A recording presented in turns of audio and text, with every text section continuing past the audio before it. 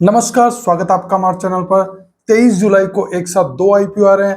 पहला extranet technologies IPO और दूसरा लोहिया कॉर्प आईपीओ। आज के वीडियो में एक्स्ट्रानेट टेक्नोलॉजीज आईपीओ का एनालिसिस करने वाले हैं। इस आईपीओ का इश्यू साइज कम है और फाइनेंशियल स्ट्रॉन्ग है। क्या एक्स्ट्रानेट टेक्नोलॉजीज आईपीओ छोटा आईपीओ बड़ा धमाका हो सकता है? इसके लिए आज हम इस आईपीओ का एनालिसिस करने वाले हैं। लेकिन इस आईपीओ का एनालिसिस करने से पहले कैलिबर माइनिंग आईपीओ का अपडेट जान लेते हैं। कैलिबर माइनिंग आईपीओ के लिए एक दिन का टोटल सब्सक्रिप्शन 1.31 टाइम्स हुआ, जिसमें क्यूआईबी ने 0.31 टाइम सब्सक्राइब किया, एनआईए ने 1.69 टाइम और रिटेल इन्वेस्टर ने 1.72 टाइम सब्सक्राइब किया। ग्रे मार्केट में डिमांड की बात की जाए तो अभी इस आईपीओ के लिए जीएमपी 116 रुपीज है। इसके अकॉर्डिंग लिस्टिंग इन 27.36% हो सकता है और एक लोट का प्रॉफिट 4060 रुपीज हो सकता है। ग्रे मार्केट में इस आईपीओ के लिए अच्छी डिमांड है। पर्सनली मैं इस आईपीओ को अप्लाई कर रहा हूँ। आप इस आईपीओ में अप्लाई कर रहे हैं या अवॉइड कर रहे हैं, कमेंट सेक्शन में बता सकते हैं। चलिए अब एक्स्ट्रानेट टेक्नोलॉजीज आईपीओ की बात करते हैं। Extranet Technologies Limited IT and IT enabled services provide करते हैं। इनकी सर्विसेज में digital strategy and design, banking and financial services, software product engineering, CX transformation, intelligent automation, application development and management, cloud and infrastructure, enterprise IT security, data and analytics, enterprise integration, manage services और BPO and call centre services शामिल है। Company के products में synergy platform, extra trust, X ERP, Neuraflow, innovation labs, P2P anomaly predictor, RFID और GPS tracking है।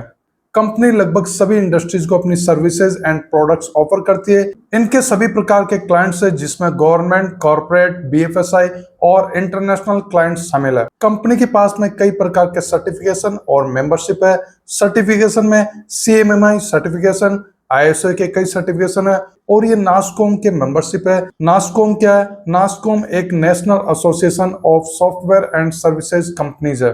Company 2002 में incorporate हुई। इनके वर्ल्ड वाइड ऑफिसेज है, जो Bhopal, Mumbai, Ahmedabad, Delhi, Jaipur, Bangalore, Canada, USA, Dubai और सिंगापुर में है। कंपनी के प्रोमोटर सुखबीर सिंह कुकरेजा, जोगिंदर पाल सिंह अलग और शाइनी सुखबीर है। अभी प्रोमोटर की होल्डिंग 83.63% है। आईपीओ इश्यू के बाद में इनकी होल्डिंग 62.63% रह जाएगी। कंपनी का मार्केट कैप लगभग 664 करोड़ है। ये तो कंपनी के प्रोफाइल की बात हुई। चलिए कंपनी के फाइनेंशियल देखते हैं। 2026 फाइनेंशियल ईयर में इनके असेट 341.97 करोड़ है। इनके असेट में लगातार ग्रोथ हो रही है।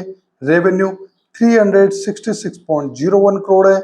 इनका रेवेन्यू 32% इंक्रीज हुआ। प्रॉफिट 40.73 करोड़ है। प्रॉफिट में 36% की ग्रोथ हुई है।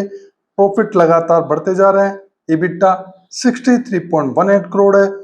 इबिटा में भी लगातार ग्रोथ हो रही है। नेटवर्थ 136.01 करोड़ है। नेटवर्थ लगातार इंक्रीज हो रही है। रिजर्व्स एंड सरप्लस 96.40 करोड़ है। रिजर्व्स एंड सरप्लस भी नेटवर्थ की तरह लगातार इंक्रीज हो रही है। उधारी की बात करें तो इनकी उधारी 85.45 करोड़ है। उधारी बहुत ज्यादा बढ़ी है। 2025 फाइनेंशियल ईयर में इन्होंने अपनी उधारी पर थोड़ा कंट्रोल किया था, लेकिन 2026 फाइनेंशियल ईयर में इनकी उधारी दुगनी से भी ज्यादा हो गई। केपीई वैल्यू की बात करें तो आरओई 34.78% है, जो कि अच्छी है। आरओसी 32.52% है।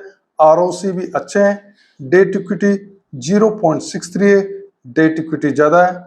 आरओएनडब्ल्यू 29.60% है। आरओएनडब्ल्यू अच्छे हैं। पैट मार्जिन 11.15% है। पैट मार्जिन अच्छे हैं। इबिट्टा मार्जिन 17.30% है।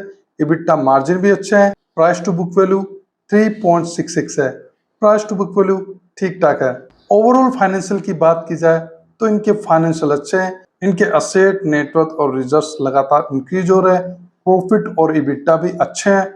आईपीओ का टोटल इशू साइज 166.80 करोड़ है, जो कि पूरा फ्रेश इशू है।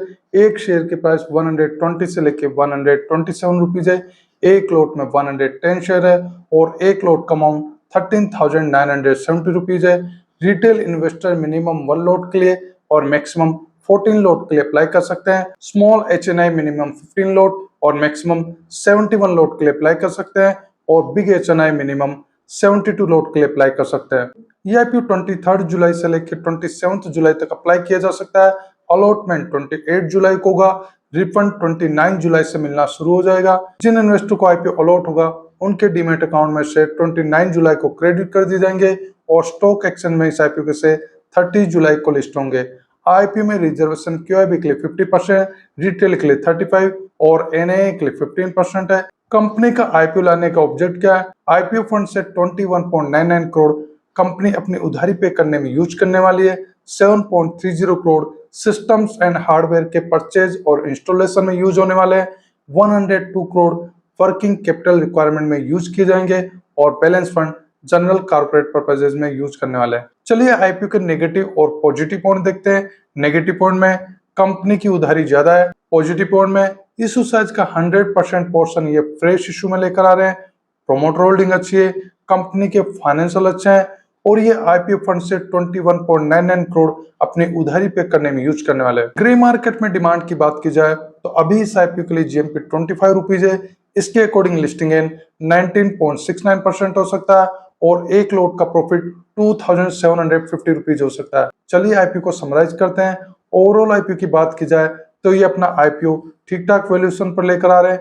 कंपनी की उधारी ज्यादा है लेकिन ये आईपीओ फंड से 21.99 करोड़ अपनी उधारी पे करने में यूज करेंगे जिससे इनकी उधारी कंट्रोल में हो जाएगी। कंपनी के फाइनेंशियल स्ट्रॉन्ग है। पर्सनली आईपीओ मुझे अप्लाई करने के लिए ठीक लग रहा है। आप इस आईपीओ को अप्लाई कर रहे हैं या अवॉइड कर रहे हैं, कमेंट सेक्शन में बता सकते हैं। इस आईपीओ को और अपडेट आपको 22 जुलाई से मेरी यूट्यूब चैनल पर पोस्ट में और व्हाट्सएप चैनल में मिलता रहेगा। इस वीडियो को लाइक कीजिए, शेयर कीजिए। अगर आप हमारे चैनल पर नए तो चैनल को सब्सक्राइब कर लीजिए। वीडियो देखने के लिए धन्यवाद।